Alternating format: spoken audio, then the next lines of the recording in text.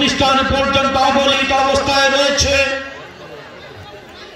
এই অবহেলা থেকে উত্তরণের লক্ষ্যে যাকে বুক ভরা আশা নিয়ে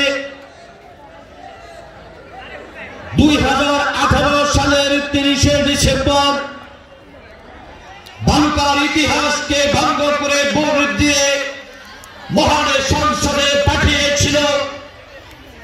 আজকের অনুষ্ঠানের মাননীয় প্রধান অতিথি মাননীয় জাতীয় সংসদ সদস্য আলহাজ কাজীউদ্দিন আহমেদ ডলি মহোদয় মঞ্চে উপবিষ্ট রয়েছেন। জামিয়াপাড়া উচ্চ বিদ্যালয়ের ম্যানেজিং কমিটির অন্যান্য সদস্যবৃন্দ মঞ্চে উপবিষ্ট রয়েছেন। জামিয়াপাড়া উচ্চ বিদ্যালয়ের প্রধান শিক্ষক শিক্ষিকা মহোদয়গণ আজকে মঞ্চে উপবিষ্ট আওয়ামী লীগের বিশিষ্ট নেতা মীর ইমরান হাসান সহ আওয়ামী লীগ ও সহযোগী সংগঠনের সকল পর্যায়ের নেতৃবৃন্দ আজকে উপস্থিত রয়েছেন। অন্যান্য রাজনৈতিক দলের নেতৃবৃন্দ, বিশেষ অতিথিবৃন্দ, সাংবাদিক মহোদয়গণ, হাজার বছরের শ্রেষ্ঠ বাঙালি বীর মুক্তিযোদ্ধা মহোদয়গণ উপস্থিত রয়েছেন। অত্র বিদ্যালয় থেকে বিগত দিনে যারা পড়াশোনা করে বিভিন্ন শিক্ষা প্রতিষ্ঠান বিভিন্ন কর্মক্ষেত্রে রয়েছেন এবং বিশ্ববিদ্যালয়ের অধ্যয়নরত রয়েছেন সাবেক ছাত্রছাত্রীবৃন্দ এবং উপস্থিত রয়েছেন বর্তমান অধ্যয়নরত ছাত্রছাত্রীবৃন্দ, আমি সকলকে সালাম জানাচ্ছি। আসসালামু আলাইকুম। আমি বক্তব্য দীর্ঘায়িত করব না। আমার গ্রামের একটি ছেলে একটি পেপার মিলে চাকরি করত, সেখানে সকালবেলা দুর্ঘটনা কবলিত হয়ে সে মৃত্যুবরণ করেছে। পাইপের ভিতর দিয়ে আরেক জায়গায় চলে গিয়েছে, তার মাথা নেই। সেটা আমি গেলে সেখানে একটা সিদ্ধান্ত হবে, মামলায় যাবে না কি করবে, অপেক্ষা করছে হাজার হাজার লোক। সেই কারণে আমি চলে যাব। আমি আন্তরিকভাবে দুঃখ প্রকাশ করছি যে আমরা আসলে অনেক সময় মেনটেন করতে পারি না একাধিক অনুষ্ঠান থাকার কারণে। আপনাদের এখানে আমাদের 11টায় আসার কথা ছিল। আপনারা জানেন আমাদের এমপি মহোদয় এবং আমরা আমাদের আইন শৃঙ্খলা মিটিং ছিল পৌরসভা নিয়ে এবং মাসিক মিটিং, সেই মিটিং শেষ করতে গিয়ে আমাদের দেরি হয়েছে। সেই জন্য আমরা আপনাদের কাছে ক্ষমা প্রার্থনা করলাম আপনাদেরকে কষ্ট দেওয়ার জন্য। আর আজকে উন্নয়নের কথা বলেছে, মানপত্রে লেখা রয়েছে, আমরা দেখব। আপনারা যদি মনে করেন জামিয়াপাড়া উচ্চ বিদ্যালয় অবহেলিত, আমরা বলবো না, একটি পাকা রাস্তাও কিন্তু রয়েছে। আমাদের মাননীয় প্রধানমন্ত্রী জননেত্রী শেখ হাসিনা যেমনি ভাবে এই বাঙালি জাতিকে একটি উন্নত শিখরে পৌঁছে দিতে আজকে বাংলাদেশকে একটি মডেল রাষ্ট্র হিসাবে সারা বিশ্বের কাছে পরিচিতি লাভ করছে, তার সেই ধারাবাহিকতা কিন্তু পাকা রাস্তাটি রয়েছে। একটি উচ্চ ভবন, এটাও কিন্তু আমাদের মাননীয় প্রধানমন্ত্রী জননেত্রী শেখ হাসিনার সেই উন্নয়নের দ্বারা। আমাদের এমপি মহোদয় ইতিমধ্যে ওনার বক্তব্যে আপনাদের সামনে তুলে ধরবেন। আমি এতটুকু বলতে চাই, আমাদের এমপি মহোদয় ক্ষমতায় আসার উপরে প্রায় 400 কোটি টাকার কাজ আমাদের চলমান রয়েছে। যেখানে 4000 কোটি টাকার কাজের প্রয়োজন রয়েছে, সেখানে 2 বছরের মধ্যে 1 বছর পরিকল্পনা করতে চলে যায়। আর প্রায় 1 বছর করোনা মহামারীতে আমরা আজকে ঘরে বসে আছি, আমাদের সারা বিশ্ব আজকে স্তব্ধ হয়েছে। উন্নয়ন করবেন কিভাবে? তারপরেও করোনা মহামারীর মধ্যে আপনাদের প্রিয় মানুষ, আপনাদের কারো ফুফাতো ভাই, আপনাদের কারো ভাইকনা এবং আপনাদের ভাগ্নি ফুফাতো বোন আজকে কিন্তু 2 জন পাশাপাশি সভাপতি প্রধান অতিথি হিসেবে কিন্তু আজকে মঞ্চে উপবিষ্ট রয়েছেন। উন্নয়নের কথা বলবেন আজকে আমাদের এমপি মহোদয়, আপনারা শুনবেন।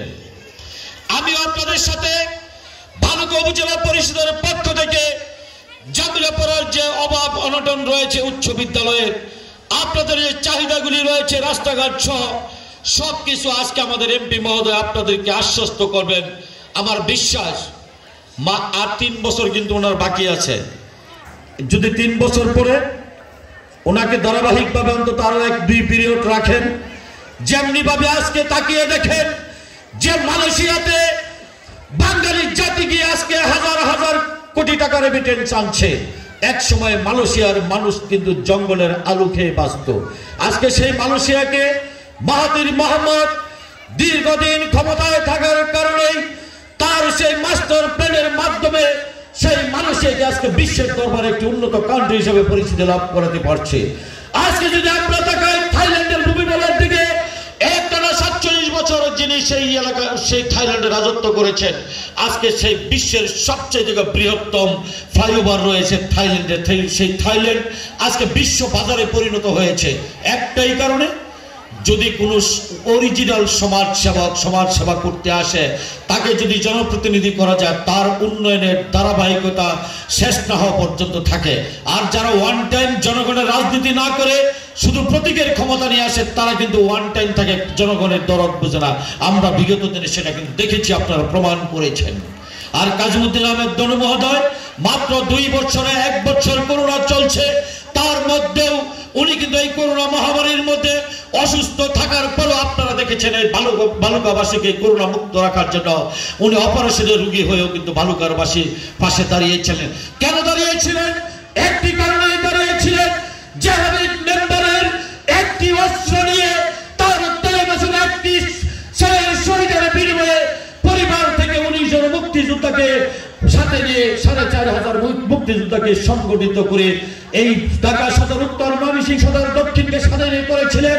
আপনাদের প্রয়াত নেতা, আপনাদের রাজুয়ের জামাই ছিলেন মেজর আফসার শেখ, তার সুযোগ্য সন্তান।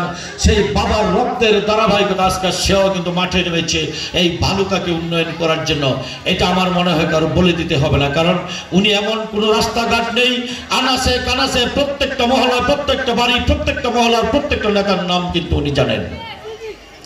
কাজে আমি মনে করি আপনারা শুধু ওনাকে মনে করিয়ে দেওয়ার বিষয়, আর কিছু নয়।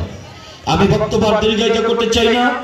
পরিশেষে আজকে আপনাদের সাথে অনুষ্ঠান শেষ করতে না পারা আমার এই দুর্ঘটনার কারণে আপনাদের সকলের কাছে ক্ষমা চেয়ে আমার বক্তব্যের ভিতরে যদি কোনো ভুল ত্রুটি হয়ে থাকে সকলের কাছে ক্ষমা প্রার্থনা করে সকলের সুস্বাস্থ্য মঙ্গল কামনা করে এমপি মহোদয় এবং আপনাদের আরেকজন প্রিয় মানুষ যাকে সভাপতি করে এনেছেন আমার সহধর্মিনী রহিমা সকলে 2 ভাই বোনের সাথে কথা বলে আমি আপনাদের জামাই এক মঞ্চে আপনাদের মানুষ কিন্তু আজকে 3টি প্রধান পদে কিন্তু এখানে বসিয়েছেন।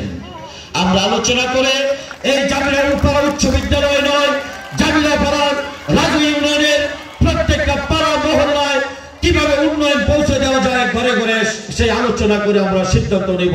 এই কথা বলেই সকলের সুস্বাস্থ্য মঙ্গল কামনা করে আমি আমার বক্তব্য শেষ করছি এবং পাশাপাশি আপনাদের কাছ থেকে বিদায় নিচ্ছি। খুদা হাফেজ। জয় বাংলা, জয় বঙ্গবন্ধু। আসসালামু আলাইকুম। এবং হিন্দু ভাই